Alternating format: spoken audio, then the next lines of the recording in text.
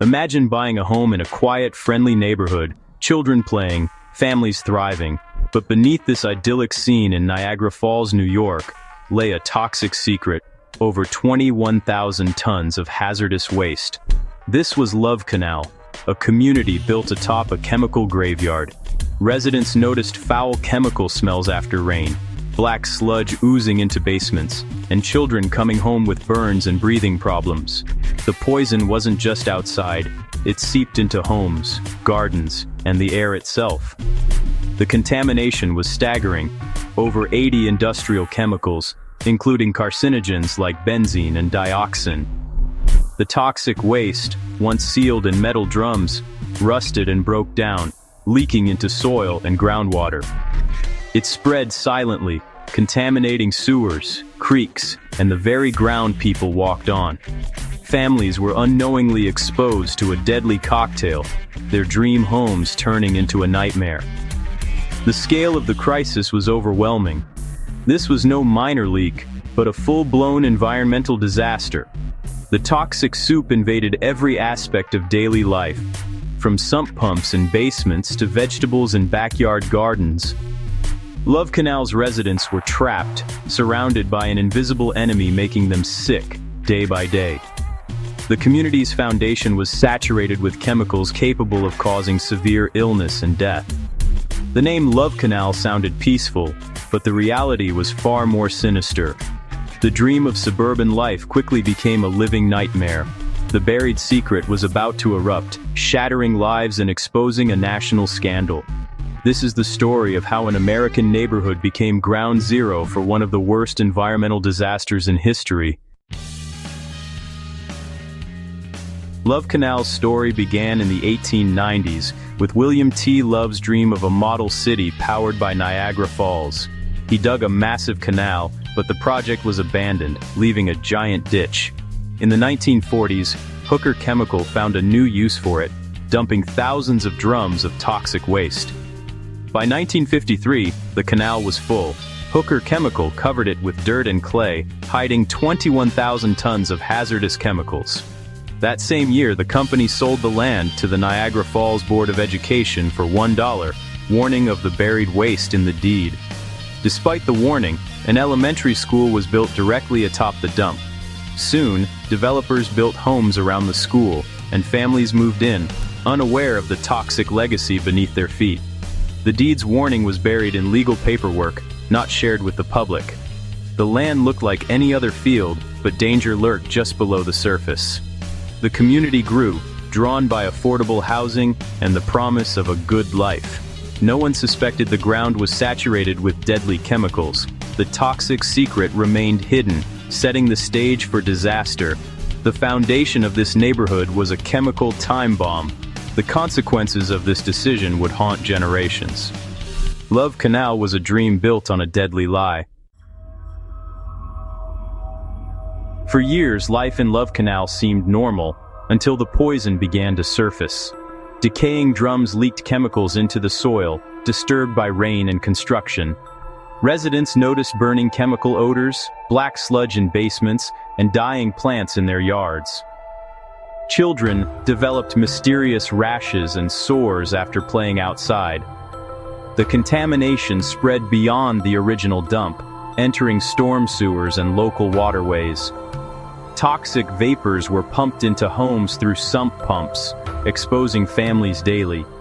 Scientific tests revealed over 80 chemicals including benzene, toluene, and dioxin. The poison didn't respect property lines. It traveled through air, water, and soil.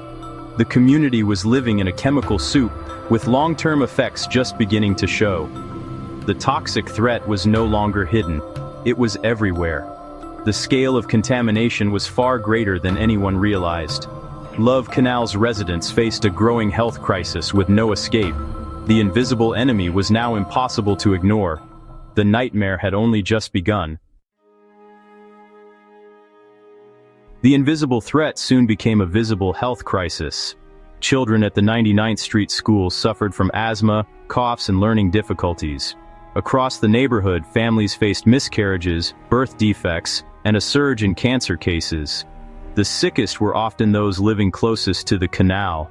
The dream of a healthy family life was shattered by constant illness and loss. Cancer, seizures, and chronic ailments plagued both children and adults. Every family had a story of sickness, a loved one affected by the poison. The community was under siege, not by an army, but by toxic waste. Fear and uncertainty spread as more neighbors fell ill. The cost of corporate negligence was measured in human lives. Love Canal became a symbol of environmental disaster. As the crisis deepened, one mother's voice rose above the chaos: Lois Gibbs. After her son developed seizures and asthma, Gibbs suspected the school's location atop the dump was to blame. Denied a school transfer, she realized this was a community-wide problem. Gibbs went door to door, collecting stories and organizing her neighbors. She founded the Love Canal Homeowners Association, demanding government action. The group mapped illness clusters, held protests, and drew national attention. Their boldest move, briefly holding EPA officials hostage to force federal intervention. Lois Gibbs became the face of the movement, transforming frightened residents into activists. Ordinary people stood up to powerful interests, fighting for their right to a safe home. Their determination would change environmental policy forever. Across the street, black families in Griffin Manor faced the same toxic threat, but were largely ignored.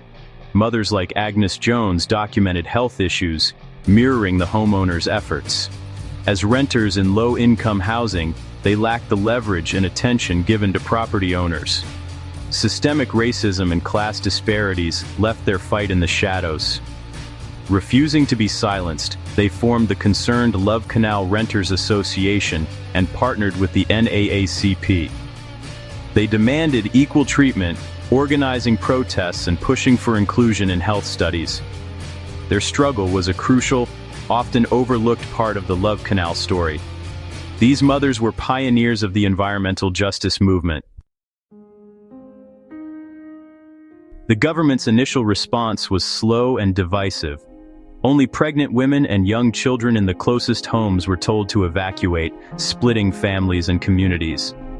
A chain-link fence was erected, but the poison ignored boundaries. Homeowners were offered buyouts, but renters in Griffin Manor were left behind. The unequal response exposed deep systemic inequities. Relentless activism from both groups forced the government to act.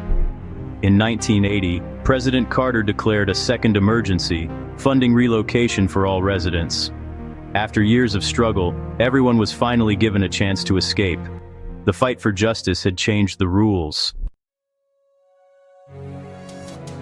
Love Canal's tragedy shocked the nation and spurred action. Similar toxic sites were discovered across the country, revealing a widespread crisis.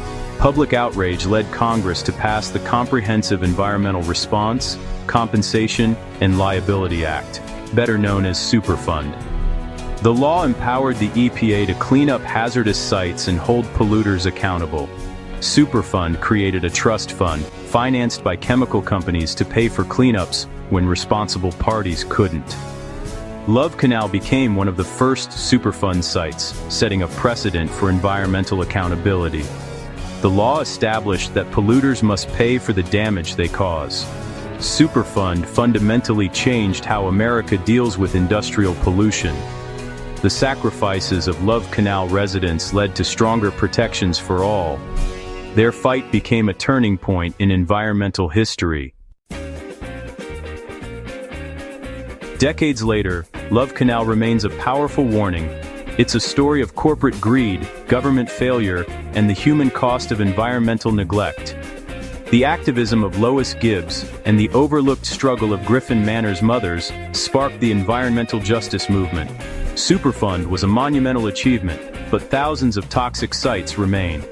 Love Canal's lessons are as urgent today as ever. The fight for a safe environment continues, demanding vigilance and accountability. The families of Love Canal paved the way for future generations. Their story is a call to action. Never let this happen again.